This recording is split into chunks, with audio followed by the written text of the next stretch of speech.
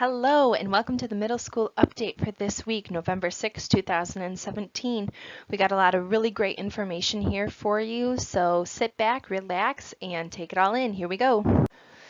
So something very exciting coming up is a chance for all of us to meet together for a synergy session and to see the movie Wonder.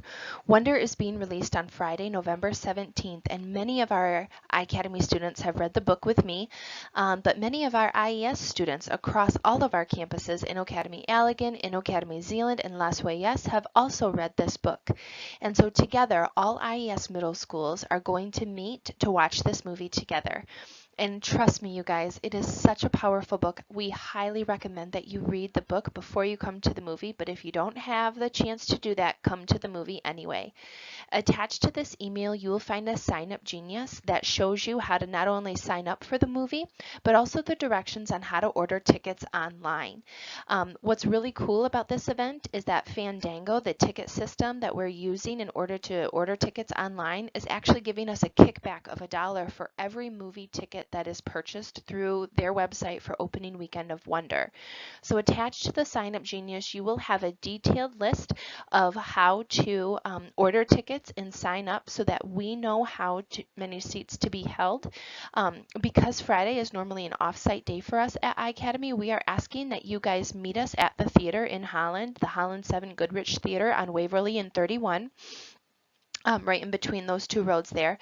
And then parents and siblings, you are welcome to join. The movie is PG, but if you or your siblings are wanting to join your student, your iAcademy student, please just indicate that in the Sign Up Genius that's attached. Thanks. A couple of things to take note of when you are purchasing your tickets via the Fandango website. You need to make sure that you are choosing the correct date. November 17th is the date that we are going to be seeing the video. For some folks, it automatically populates to November 16th, which is a Thursday, and there are only evening time slots available. That is not what we want you to choose.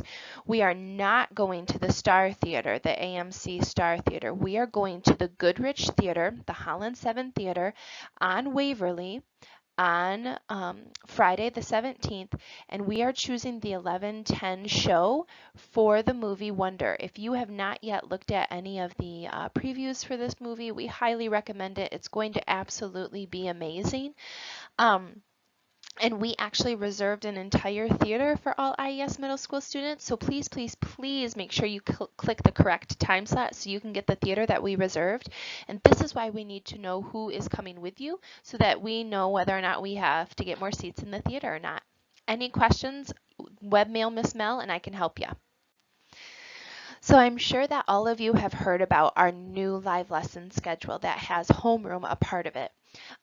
We got to tell you, all of us teachers, Mr. Ryan, Mr. Andy, Miss Jane, and I have just been so thrilled with what Homeroom has turned out to be.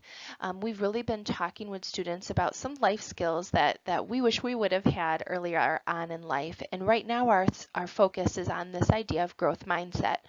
We've really been talking about how to cultivate a culture of growth mindset as opposed to fixed mindset, talking about how much learning happens from mistakes, and then even talking about this tiny little word that has such a big impact called yet. I don't know things yet. I don't know how to play basketball yet. I can't read that book yet.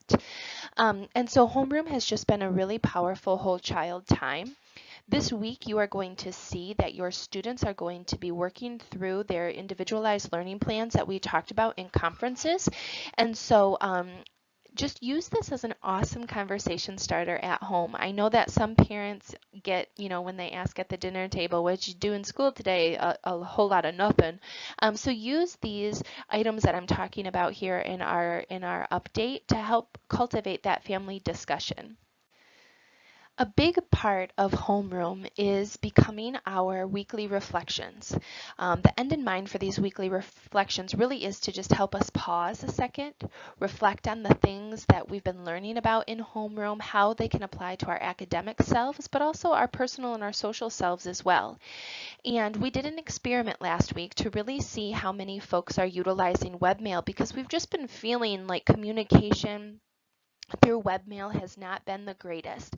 So we really wanted to inspire those who had not yet ever utilized webmail to log in and see the communication that we send out. But we also wanted to diagnose if there were any issues with maintaining or receiving any webmails. And we actually found some bugs that we are able to bring to Connections and fix. And so this week we are going to do another password in parents' webmail again, but also in students' webmail. So everyone is going to be getting this video. And for this week's assignment, the password is webmail is awesome. All one word, all lowercase, and this is going to be the assignment for our homeroom reflection again this week. Again, the end in mind for keeping these password protected is to ensure that we are utilizing our webmail and really listening and reading through the updates that we have here for you, because we spend so much time putting them together.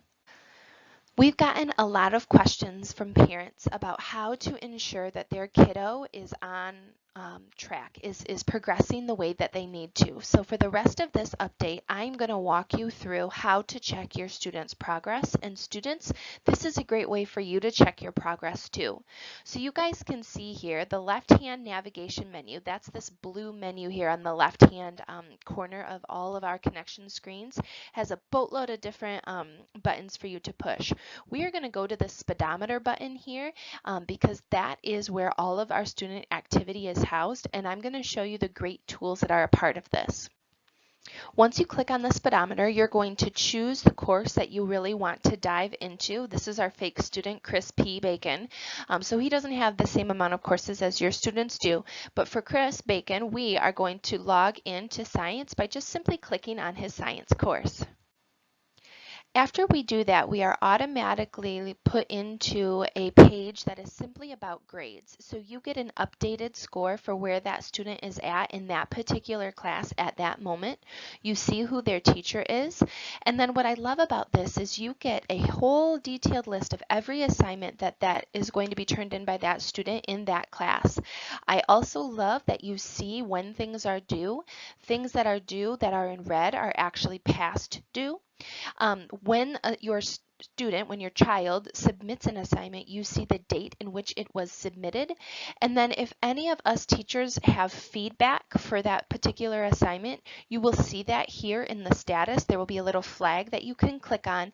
And then as students turn things in and we grade them, you will see an updated score. So this grades list is about all things that students turn in to us for each class. Now this is our favorite tab. On the top of that activity tracker, the activity progress, we were just in the grade section, right? That's all the detailed list of things that are turned into us teachers by your student. This button, this tab, the activity tab, is where we want you to go to see a detailed list of all things that your kiddo does. Once you click on the activity tab, boy oh boy, it's like information overload, okay? But this is where the dog ate my homework, or oh, I didn't get to that today, or I did do that today, conversations come into play. Here you can see what your kiddo does in this particular class for every single day of the week that they are logged in, and you can see here how long for that particular day they were logged in. So right now this tells me that Chris P. Bacon was logged in on November 3 for only 6 minutes and 55 seconds. Now, we set up our courses to be about 60 minutes worth of work a day per class, so this is like 54 minutes less than what I set up a class for. So that raises some questions for me. Then I also see that Chris Bacon did some clickety click click clicks 3 different times, 2 seconds, 2 seconds, 2 seconds, which tells me, Mamma Mia, he was stuck on something. So this is a great conversation for you to have with your kid, but also for us teachers to have as well. What I love about this number right here is this is the grand total of time spent in this course for the whole semester. So again, we average about 5 hours of work per week, and so for Chris P. Bacon to only have 43 minutes, yikes, that's not a great example. So you should be roughly around 30 hours of work in each course so far. Now I said roughly around. Some kids work slower, some kids work faster, but you can see everything that your kiddo does here, how long they spent on it, where they were, what they turned in, and this is a really, really powerful tool. Again, great conversation starters at home.